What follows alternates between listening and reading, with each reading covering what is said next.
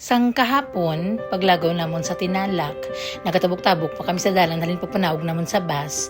May nagsinsa akong sang video nga gatabok-tabok kami sa dalan. Nakilala ko si tita dito sa Jensan, baby pa si Celeste, kaya nagpa-check up gani kami sa doktor. Asa na lang sa 13 years, miga man kami sa Facebook. May lang gani, kaya wala akong ginbanggaan. Umpisa pagtapak namon sa atubang sang mga bahay kubo, may mga nagapapicture na samon ti. Medyo na surprise man ko itiyari kami sa marble mo. Ang nasanayan ko nga sa surala, kay ti mga kasi manwa ko.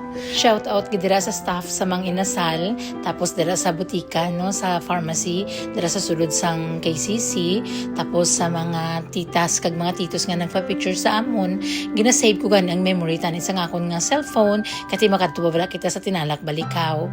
Until nakabalik na kami ti, nagapropahuway kami sa kilid, may nagapalapit nga mga tita sa amon kag magpa-picture.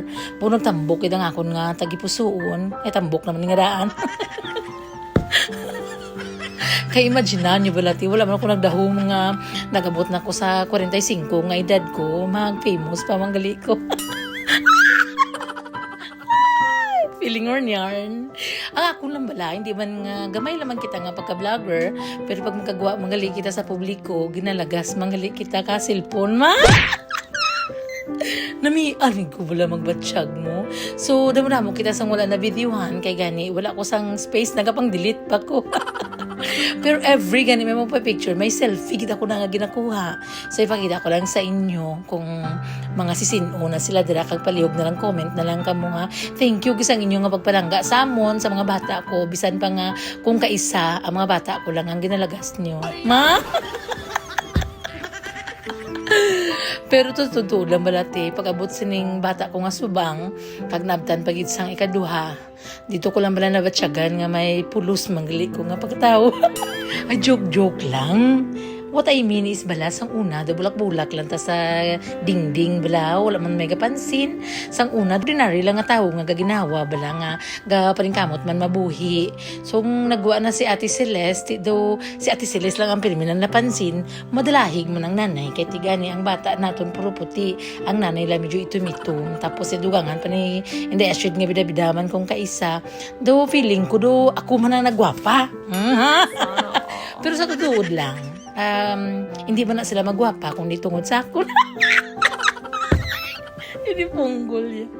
Madam, magiging nga salamat sa inyong nga tanan nga nagpa-picture sa amon.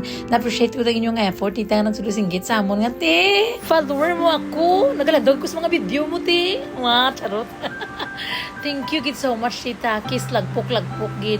Mapuli kami baluno namon ang amon nakalipay, no, sang mga pagpalangga nyo nga gin pa tilaw sa amon nga ri kami diri. Ang mga bata ako, hindi gid sila magpatinga. Nga picture sila sa aton, mami, how? Sila nga, I am famous. Ikuti karon mabala mo na gid. Ang pagkabida-bida mo, nagbunga na gid, Astrid. Inggit si daddy ka, wala man siya di sala, itana na iya nga nagpabilin siya.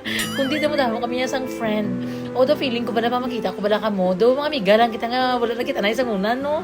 Feeling close tayo ba? O ganun ba?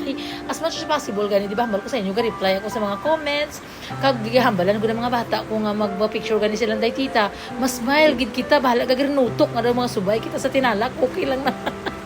Bisan ka ubo-ubo kung ngayon sa sinay, shit mareklamo man siya, pero mas smile lang gihapon, kasi hambal ko, bihira lang kita makita, day tita, mapuli na kita sa Australia, hindi na lang kita makita, o sa vlog na naman o tapos i-grab natin ang chance nga makililita kita dali sa Tinalak, or sa other man mga places nga may magpa-picture sa aton.